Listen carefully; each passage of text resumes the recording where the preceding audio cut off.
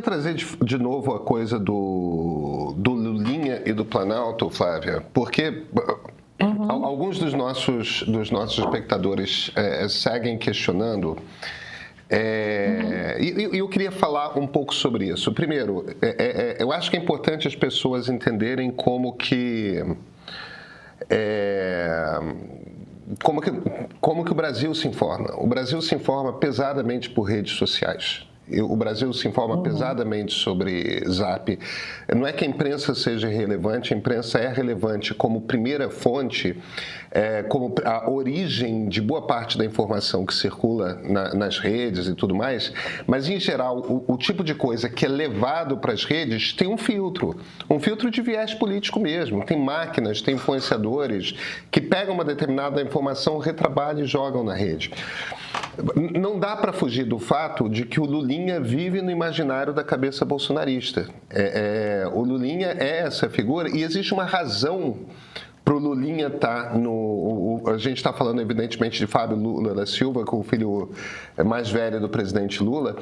Tem uma razão, ele está sempre envolvido nesse negócio. Sempre tem um contrato com alguma coisa, um acordo com ali. Ele sempre está no meio de gente que vive orbitando os governos para tirar dinheiro dos governos, em esquemas maiores ou esquemas menores. Nenhum dos outros filhos do presidente Lula é assim. O Lulinha é. Então, ele é um ponto de fragilidade. A gente não sabe o que aconteceu com ele nessa relação com o careca do INSS. Mas a primeira coisa que o advogado dele fez foi: eu preciso admitir rapidamente que ele ganhou essa passagem bacana para Portugal para fazer essa visita a uma empresa que trabalha com produtos de cannabis e que trouxe de volta, e tudo bem, esse negócio não virou um outro caso. Nós não costumamos ganhar de presente passagens para a gente ir para outro país de primeira classe para ver se nos interessa um negócio ou não. Esse cara se aproximou do Lulinha não porque ele seja um empresário formidável, se aproximou do Lulinha porque ele é filho do presidente da República. E o objetivo ali é fazer tráfico de influência, é você enlaçar o cara, e o cara tem essa fragilidade. Agora, ele tem essa fragilidade no sentido de ele se expõe a esse tipo de contato. E é por isso que ele sempre aparece desde lá atrás do esquema com a Telemar, né, que depois virou, que era Brasil Telecom e tudo mais. Desde aquele negócio de esquema da empresa dele de videogame, que não tinha nenhum game particularmente relevante, mas que tinha contatos e contratos ótimos. O Lulinha está sempre presente nesse tipo de coisa. Ele é um ponto fraco do presidente da República, ele é um ponto fraco desse Palácio do Planalto, e você não consegue fugir do fato de que 99% das pessoas não estão acompanhando esses casos todos com uma lupa. Como nós aqui 4, 5 estamos, como vocês que acompanham esse tipo de programa ao vivo no YouTube estão. A maior parte das pessoas sabe que tem escândalos acontecendo e que o Lulinha está envolvido. O desgaste para o Planalto está encomendado. E não é uma coisa assim, é injustiça, é a imprensa que está... Não, é o fato de que o presidente da República tem um filho que costuma botar ele nesse tipo de situação. E não tem muito o que fazer sobre isso. Isso não é uma invenção. Existe um escândalo gigante no INSS. A gente não sabe que tipo de laços esse esquema tem com o Master, mas a gente já sabe que alguns laços há. E o cara que organizava esse esquema no INSS tinha contato próximo com o filho do presidente da República. A partir daí, qual o nível de contato e tudo mais, a gente vai descobrir.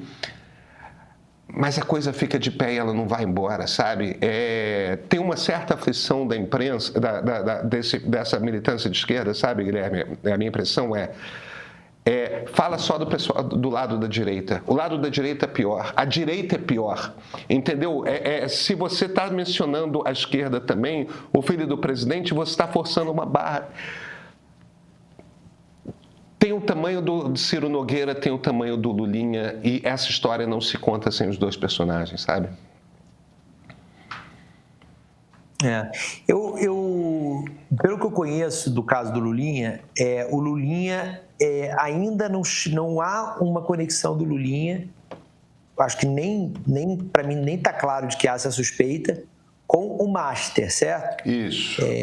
Com o Master não há nada ligando o Lulinha ao Master, até onde eu sei do caso do Lulinha, correto? É isso. Eu acho que o Lulinha é uma história completamente diferente, que é a suspeita lá de ligação com o esquema, de ligação, do grau a gente ainda não sabe, com o caso do INSS. O que você falou, Pedro, foi exatamente o que eu conversei hoje de manhã com uma pessoa que a militância de esquerda ressuscitou o termo PIG, que é o Partido da Imprensa Golpista, né? Que foi um termo que não é exclusivo do português, ele existe em espanhol também, e ele foi um termo que ganhou corpo no segundo governo Lula, no primeiro governo Dilma, segundo governo Dilma menos, porque a Lava Jato começou a fazer o governo Dilma, a Lava Jato foi uma das coisas que começou a fazer o governo Dilma erodir a tal ponto que nem a imprensa militante pró-PT conseguia ignorar a Lava Jato. E por que a militância de esquerda ressuscitou o termo PIG? Por causa disso que você falou. Eles precisam botar em curso a estratégia de atacar o mensageiro para desviar a atenção da mensagem, né? Então, que é a mesma estratégia que o bolsonarismo usou e é a mesma estratégia que qualquer pessoa acusada de alguma coisa faz. Não é só a direita e a esquerda que faz isso. O Centrão também faz, só que o Centrão é mais habilidoso, né? O Centrão, ele vai por outros caminhos, ele é mais insidioso, o deputado simpaticão, que é fonte de um monte de jornalista, ele lembra que ele deu um monte de furo para aquele jornalista, você vai me citar, tem outras maneiras que não ataque. Né? Não é uma característica do Centrão atacar a imprensa, até porque o Centrão, uma das coisas que o Centrão se vale é de defender a liberdade de imprensa. É muito comum deputado e senador do Centrão ser os primeiros a defender a liberdade de imprensa para ficar bem com a imprensa, né?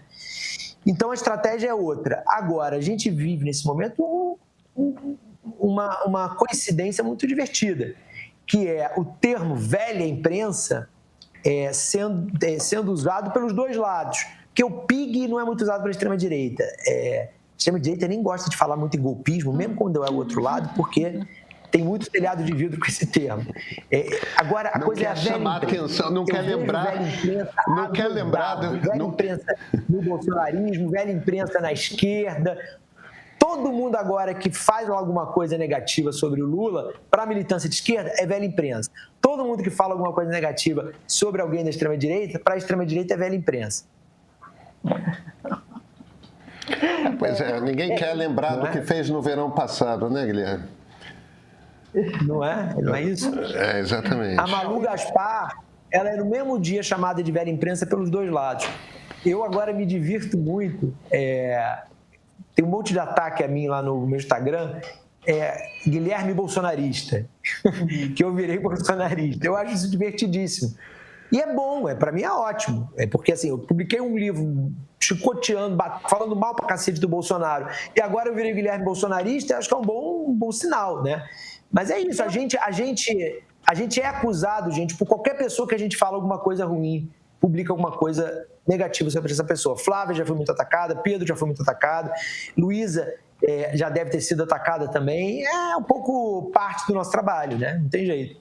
E tem uma coisa que desmonta a militância e que é que os políticos jogam para a torcida, mas eles seguem fazendo a estratégia que tem que ser feita. Então, enquanto a militância está lá se expondo e fazendo todo o discurso do PIG e tudo mais, o que o Planalto, o Lula e o PT decidiram fazer? Agir estrategicamente, sabendo exatamente o risco que o Lulinha representa. Eles não estão no papo da militância, eles até querem que a militância, precisam que a militância siga cumprindo esse papel. Mas eles seguem fazendo a atuação que é a que precisa ser feita, que é botar o melhor advogado à disposição, ou um dos, que é o Marco Aurélio Carvalho, que é do Perrot, que é um cara que tem influência e que conhece a linguagem do PT e a forma como o Lula se comunica e se movimenta politicamente, para além da defesa técnica, entregar também uma defesa política, porque o Marco Aurélio Carvalho cumpre um pouco esse papel. Ontem ele foi à Globo News, ele está fazendo o trabalho técnico, obviamente, mas ele foi dar uma entrevista na Globo News em que ele sabe que ele tem que apresentar de um jeito que caiba no discurso político também do PT e do Planalto a defesa. Então, está lá. O Lulinha não é o filho do rapaz, o Lulinha, a defesa do Marco Aurélio, né, na Globo News. E ele está colaborando plenamente com a justiça e o presidente Lula está também, né, a coisa toda está caminhando. É parte da estratégia do PT, né, Guilherme? Diante do inevitável desgaste que qualquer menção ao nome de Lulinha numa CPI no ano eleitoral vai causar, quiçá quebra de sigilo e etc., pelo menos ter o discurso, né, o elemento retórico de este pai aqui, presidente, deixa investigar o filho, diferentemente do outro e tal. E essa eleição está caminhando para um pedaço do debate ser entre essa comparação, como é que cada pai lida com as acusações dos filhos, né? A outra coisa que também já começou a aparecer, foi até o nosso colega Igor Gadelha, que deu no Metrópolis, é que essa estratégia é parte de um esforço para mostrar ao André Mendonça que o Lulinha está para jogo, não está fugindo, diferentemente do que o relatório da Polícia Federal dá a entender em seu pedido de quebra de sigilo. Olha, talvez a saída dele para o exterior tenha sido uma preparação de uma fuga das investigações. Não, o Marco Aurélio está falando, ó, ele está aqui, ele está pronto para depor, para evitar, inclusive, medidas cautelares que ainda imponham mais desgastes, tanto para o próprio Lulinha quanto para o Planalto, né? Então, a roda segue girando no sentido diferente do PIG, entendeu? Bom, diante dos fatos, o que faremos? Lidaremos, né? Não sei se vai ter um efeito desejado, né?